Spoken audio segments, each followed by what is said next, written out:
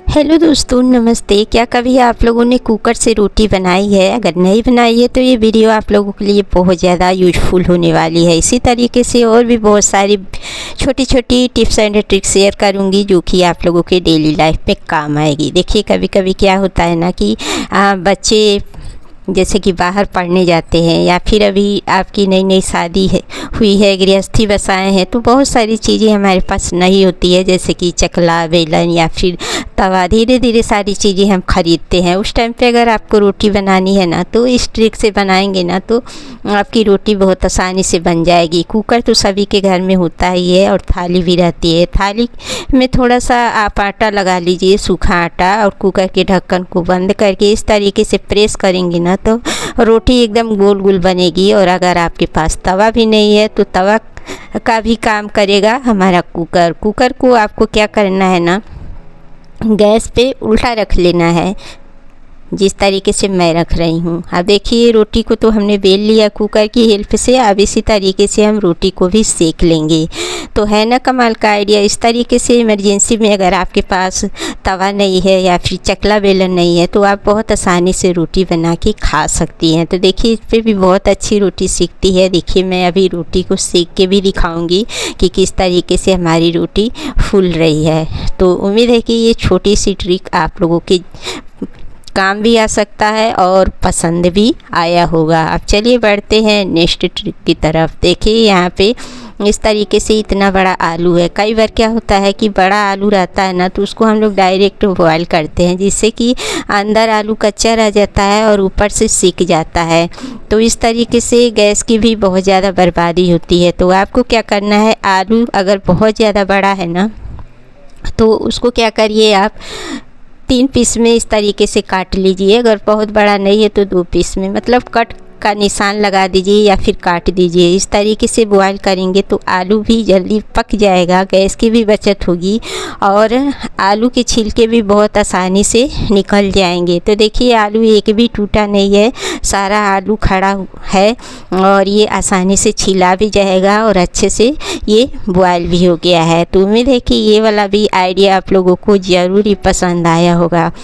क्या आप लोगों को भी नारियल ग्रेट करना सिर दर्द लगता है? तो ये इस ट्रिक से अगर आप नारियल को ग्रेट करेंगी तो बिल्कुल भी सिर दर्द नहीं होगा। देखिए, यहाँ पे मैंने सूखा नारियल लिया है। अब इसको क्या करना है, एक बर्तन में आप रख लीजिए और इसको ना हमें 1 घंटे के लिए फ्रिज में रखना है। फ्रीज़र में नहीं रखना है, फ्रिज में रखना है। देखिए, जैसे मैंने रखा वैसे लाइट चली गई, लेकिन फिर तुरंत लाइट आ गई थी। तो इसको मैं 1 घंटे के लिए इसमें रख दूँगी। 1 घंटे के बाद मैं अब चलिए निकाल लेती हूँ इसको ग्रेट करने के लिए। तो देखिए, मैंने नारियल को निकाल लिया है फ्रिज से। अब इसको जब आप ग्रेट करेंगे छोटे वाले ग्रेटर से भी बहुत अच्छे से ग्रेट हो जाएगा। देखिए, इसकी स्किन कितनी अच्छे से साफ़ हो रही है। तो अगर बिना स्किन को साफ़ किए ही अगर आपको नारियल का बुरादा चाहिए तो इस तरीके से ग्रेट कर दीजिए। ये सख्त हो जाएगा, हाथ में भी अच्छे से पकड़ में आएगा और जब आप इसको ग्रेट करेंगी ना तो इसका बुरादा भी बहुत अच्छे से निकलेगा। और अगर एकदम मार्केट जैसा आपको नारियल का बुरादा चाहिए तो सबसे पहले आप क्या करिए, नारियल को घुमाते हुए इसकी स्किन को साफ़ कर लीजिए। स्किन जब साफ़ हो जाएगी ना तो इसको जब आप ग्रेट करेंगी तो एकदम जैसे मार्केट में वाइट बुरादा दिखता है ना, वैसे ही ये बुरादा निकलेगा। तो देखिए, यहाँ पे मैं दोनों तरह का बुरादा आप लोगों को ग्रेट करके दिखा रही हूँ। देखिए कितना वाइट है और बिना स्किन निकाले मैं ग्रेट की हूँ तो ये थोड़ा थोड़ा सा काला है।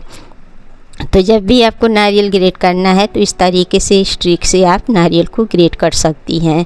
अब देखिए, कई बार क्या होता है ना कि फ्रूट वगैरह हम लोग फ्रीज में रखते हैं ताकि ख़राब ना हो, और अगर आपको तुरंत ही खाना हो ना तो मतलब ये बहुत ज़्यादा ठंडा हो जाता है और फिर खाने का मन नहीं करता है। तो आज मैं ऐसा तरीका बताऊंगी कि तुरंत फ्रीज से निकाल के भी आप बहुत आसानी से फ्रूट को खा सकती हैं। देखिए, खाना तो हम सभी लोग बनाते ही हैं, खाना या नाश्ता गैस पे हम बनाते हैं, तो बीच वाला हिस्सा जो खाली रहता है या फिर तीसरे चूल्हे का जो आपका गैस है तो वो भी खाली अगर है ना तो उसी पे आप बर्तन को रख के फ्रूट को रख दीजिए। साइड में अगर खाना बन रहा है ना तो उसकी गर्माहट से ये भी सिक जाएगा और ये खाने लायक हो जाएगा। तो इस तरीके से आप फ्रिज से फ्रूट को निकाल के तुरंत खा सकती हैं, आपको नुकसान भी नहीं करेगा और आपका काम भी आसान हो जाएगा। तो देखिए यहाँ पे मैं एक थाली में फ्रूट को रख दी हूँ और साइड में देखिए मैं खाना बनाने जा रही हूँ। इसकी गर्माहट से ये खाने लायक हो जाएगा। अब देखिए यहाँ पे देखिए मेरे पास बहुत छोटा छोटा सा लहसुन है और छोटे छोटे लहसुन को छीलना बहुत ज़्यादा मुश्किल का काम होता है, छिलाता नहीं है। और सबसे बड़ी बात है कि इसका छिलका इतना ज़्यादा मतलब सख्त होता है ना, हार्ड होता है कि नाखून में घुस जाता है और नाखून में दर्द भी होने लगता है। तो अगर इस ट्रिक से आप लहसुन को छीलती हैं तो मिनटों में ना बहुत सारे लहसुन छील लेंगी, कितना भी छोटा लहसुन हो। लहसुन की कलियों को निकाल के एक बर्तन में पानी डाल के 10 मिनट के लिए छोड़ देना है। जैसे ही 10 मिनट हो जाएगा इसका छिलका एकदम फूल जाएगा और जब इसको आप छीलेंगी ना तो आपके नाखून में बिल्कुल भी दर्द नहीं होगा और कितना भी छोटा लहसुन हो बहुत आसानी से आप इसको छील सकती हैं।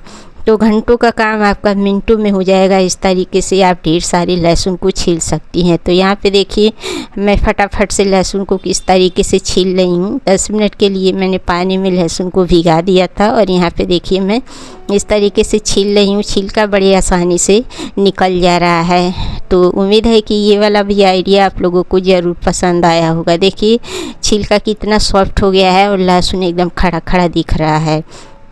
अब बढ़ते हैं नेक्स्ट टिप की तरफ। देखिए जब आलू वगैरह सब्जी वगैरह छीलते हैं ना तो डायरेक्ट अगर आप बास्केट में छीलती हैं तो बास्केट तो गंदा होता है, साथ में आपका हाथ भी गंदा हो जाता है। तो जब भी सब्जी का छिलका आलू वगैरह छीलना है ना तो आप क्या करिए, बास्केट में ना एक पन्नी बिछा लीजिए, पन्नी को लगा लीजिए। इस तरीके से आपका बास्केट भी साफ़ रहेगा और इस आपका हाथ भी गंदा नहीं होगा। इसको आप निकाल के कूड़े में आसानी से फेंक सकते हैं। तो उम्मीद है कि छोटी छोटी ट्रिक आप लोगों को पसंद आई होगी। पसंद आए तो लाइक शेयर सब्सक्राइब ज़रूर करिएगा। Bye bye and take care.